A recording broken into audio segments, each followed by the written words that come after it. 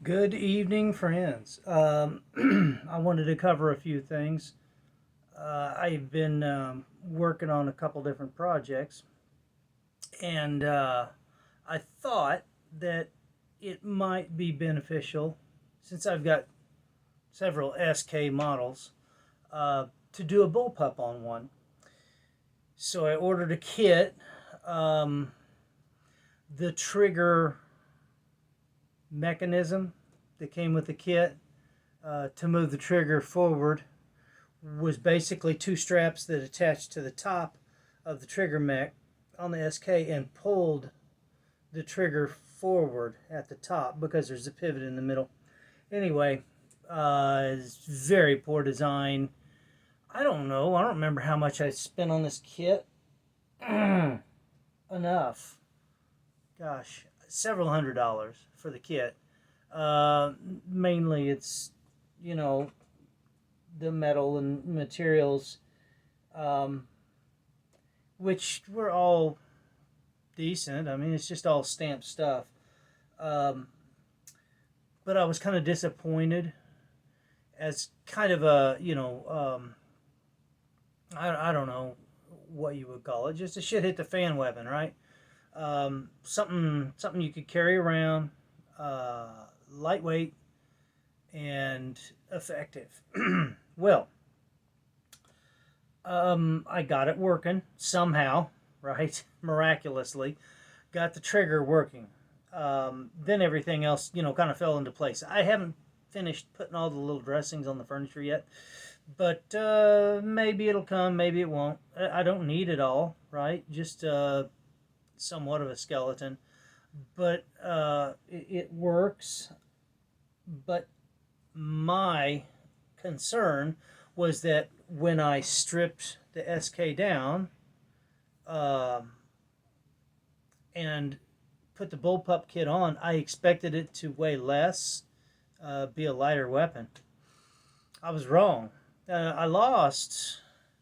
I think I dropped about 10 inches off of the weapon, 9 inches, so a substantial length off of the weapon. I shortened it up substantially, but it gained a pound. I'll show you here. I've got my little handy dandy scales, and we have a full blown SK rifle here, um, with just the box magazine, right? The uh, standard fixed magazine, and it's also got the pokey on it. I didn't take the iron sights off of the other weapon. Every ounce counts, right? Ounces turn to pounds real quick. So let's give this one some weight. Can you see that? So what does it weigh out around? Somewhere around 8 pounds. It's heavy. 8.5 pounds, roughly. 8.44. Okay, which is heavy. I was like, gosh, that's pretty heavy, really. 4 pound trigger. Is it 4 pound? Let's check it. Shit, I don't want to lie to you. Let's check it. I got that too. Hang on. Get back into frame here. Okay, so totally empty. We're good. Trigger pull. Here we go. Standard SKS. I can't see. I'm blind. I'm sorry. I do have my glasses. I guess I should put them on. 552. Right there. So, yeah, 5.5 pounds. Not terrible, really. I went around and measured just about everything I had, and I found my military semi-automatic weapons are between 5 and 8 pound pull. 8 pound being the heaviest. I think I have. I think it's the L1A1 is the heavier one, but you have to have the bolt action before you get into the lighter trigger pulls. all the semi-automatics that I have, the trigger pull's fairly heavy on them. Which, yes, we can change that, but I'm not going to. Not for this rifle anyway, right? But let me show you what I got. So we're looking at what, 8.4 pounds and a 5.5 pound trigger pull. Okay, so here's the Bullpup. Now it's got a removable box magazine. We can do, that's a 30 round. We can go down to a 20, but I figured if you're going to be carrying a weapon in the field, I know it can get awkward and the magazine can get in the way, but you're going to want just as many rounds as you can carry in the weapon. And then of course on your chest rig and shit, they're usually designed for a 20 round magazine. Some of them will do that. They got the longer pouches for the 30 round. But this is a duck bill. The kit actually came with plastic pieces on the bottom half, right down here, that would allow you to use an SK magazine versus an AK magazine versus the SK magazine, the duck bill. But I had to remove one side of it because on this side right here I've got what would you would consider a brake line, or I think I used a cleaning rod, but pretty high carbon steel tubing, and it comes down here and it jogs a little bit and makes its way all the way down here to the trigger. And then I had to like braze on a piece to almost hook around the trigger, so when you pull the trigger it has a little room to wiggle around, but it doesn't fall off. And this kit back in here kind of holds it on. I tried my best to keep any contact away from the kit, the frame, and that trigger rod, because that's more friction and that's a heavier trigger pull and it ends up being a pain in the ass. But before I take this magazine out, let's weigh this with a magazine in it, but the magazine is empty, mind you. We'll get the scales, whatever I may have done with them, and we'll get a weight on this guy. And you see I still have that sight on there. I haven't taken that off. I should. And then if you look inside, I don't know if you can see in there, probably not. Right in here, you see the wood furniture? That kind of pretty much has to stay. That's part of your blowback. Your gas tube has a little forked ring right here, and it pushes back, and that kicks back, and it bumps the bolt. And that's what shoves your bolt back to cycle the weapon. So I tried to put some brass rods in there, and it just wasn't, it was too janky, it wasn't going to work, and the wood furniture is actually fairly light, so I just put that back in and pinned everything back together. Let's get a weight on this thing, though. The other one was 8.44. Oh my gosh. The scale turned off here. Hang on.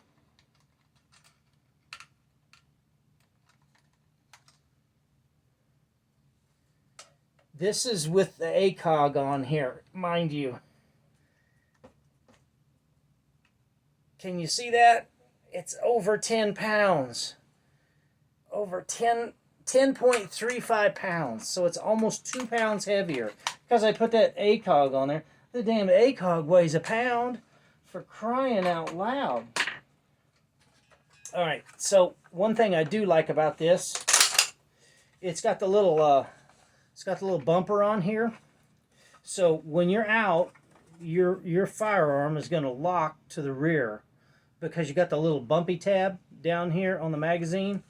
Then you got to change the mag out, which on this thing, it's an SK mag release, so it's a little bit of a challenge to get it out. You got to pull that tab back instead of On an AK, you just bump it forward. It's got a longer tab, and you bump it with the magazine with your fresh mag, and it knocks and it throws this one out. Of course, it didn't have a duck bill. This has got the duck bill. And then you slap the new one in there. And the duck bill, of course, you've got to rock it in like so and lock it, which it's pretty decent to lock. It's quick. Then when you're done, if there's rounds in that magazine, I don't have rounds in the magazine, but you just hit the bumper. You get it back and you hit the bumper, and it ratchets that that bolt forward, and you're ready to rock and roll. Like I said, 10 inches shorter than the original SK. Now, let's get a trigger pull on it, and I'll show you what we got on trigger pull. Are we ready? Here we go.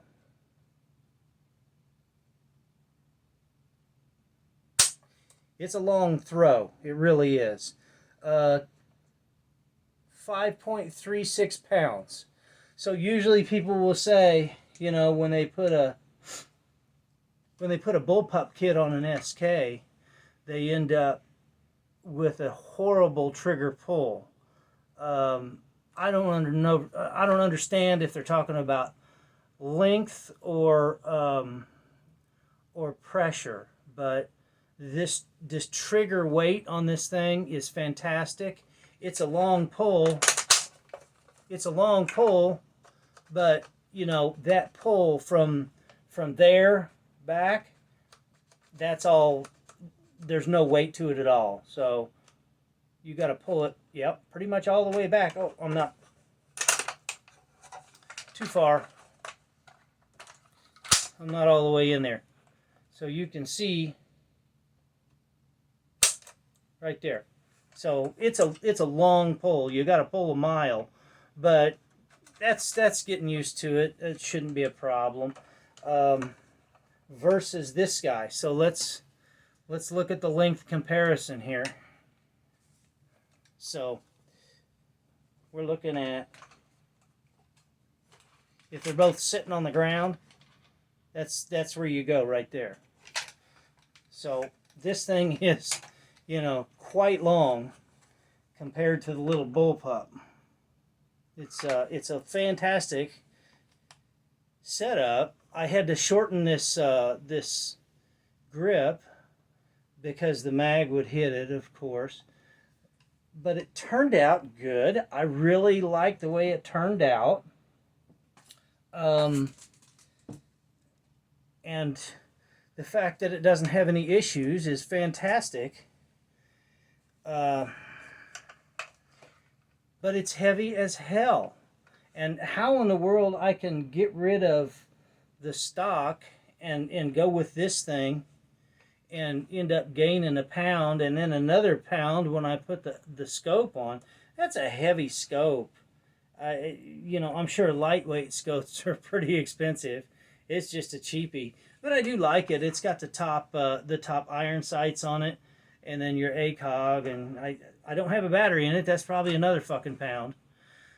And I have to hit it up. The Magpul MS3 Gen 2 sling. These are the best slings I've found. I bought some MS4. Was it the MS4 Gen 2? Or is it an MS4 Gen 1? Anyway, I hate them. I hate them. The ring's not right. The clips aren't good. This is the most versatile and easily adjustable sling that I found. People say that they're expensive, but I found them on like eBay. I don't know. Very affordable. I think under 25 bucks a piece. 15 bucks a piece, maybe. I need to order a box full of them because I really do just love them to death. They're comfortable. It doesn't have a pad on it, but you know, I don't imagine it would take much to get a pad on that sling if you really wanted one. You're going to need one carrying this 10-pound behemoth, which it's a stubby, but it's heavy. I don't don't get that. I don't understand. It should have lightened the rifle up, but you know, maybe it's the metal framing. I don't know. I know the ACOG's not helping it any, but definitely a good optic. You'll need that. The pick rails necessary. They could have done M-lock down this frame, you know, rather than just large venting holes. They could have went with smaller holes for M-lock. I would imagine that it would hold up. It seems sturdy enough, but it's got a pick rail on the bottom too. I don't know. I'm not one to dress the damn things up. I want something lightweight that I can run with. So I have pivoted. Instead of a go-to, say an SK or even an AK as a go-to, I'm going to pivot. I've never been really a fan of ARs, but they're, you know, I used one for a long time and it did the trick, but you just had to clean them. Maybe that was then and this is now, but cleaning is, in my book, always has been very, very important on an AR. So what I pivoted to was an AR platform. The muscle memory is very easy to run with, and I'll just hear me out. I have several, but the ARs range without all the fancy crap on them. You know, you're under 7 pounds. I've got one right here. It's AR-45 with just a little red dot on it, and it's, I think, 6.8 pounds. It's quick, it's light, you know, and it's fast. It's a little unpredictable. The 45 ACP's hot, but when you take out the gas system, it gets unpredictable. It gets exciting real fast. But that's a good lightweight. I think another one I had was a 350 Legend, and I was like, well, yeah, it's you know, you got a 35 caliber, you're going to shoot not quite as far as a 223, but it's still going to go, and you got a lot of weight. You got a projectile that's 3 times heavier than what you're shooting. You know, you're shooting well, I guess a 90 grain would be a heavy round for an an AR for a 223. But then you go to a Legend and you're shooting 150s, 165s. So yeah, you got a lot of weight, a lot of mass behind that projectile, and a decent amount of powder. It's basically a 223 case, and it's before the case gets necked down. Mind you, it's tapered, so don't think you can just grab some 357 dies and run with those. You have to resize every round on a 350 Legend, on that smooth cartridge. You have to resize every round before you reload them, because once fired, they will not chamber, but again, not until they're resized. I know it sounds crazy. I've tried, but it won't. It swells up. That case is tapered from the base up to the end of the case. It's just ever so slightly it's tapered. So once you fire it and it spits that brass out, it's swelled up, and it's at that point pretty much a straight wall, and you have to put that taper back in. You have to put it in the press and put your taper back in on it. Anyway, I hope you've enjoyed the video. I would not recommend going with a bullpup kit for an SKS. If you're looking at one and you're interested in it and you just want to play with it and you don't care about having something that's so heavy it's going to drag you down, sure, this is the way to go. But you're going to have to work to get the trigger to operate properly and to be able to run the gun. It's not going to come easy. There's going to be a lot of machining, a lot of intricate bullshit and it's going to be frustrating. I had that kit apart. I don't know. I can't count the times I had that kit apart. I'll bet 30. I'll bet I took that thing apart and put it back together 30 times. So just beware. If you're going to order a bullpup kit for an SKS, beware. Still a fun build, right? So if you got time on your hands and you like to play with it, like me, like to tinker, sure, go for it. But if you're expecting something that's plug and play, this is not for you. All right, have a good day. I hope this has been informative. Keep on keeping on.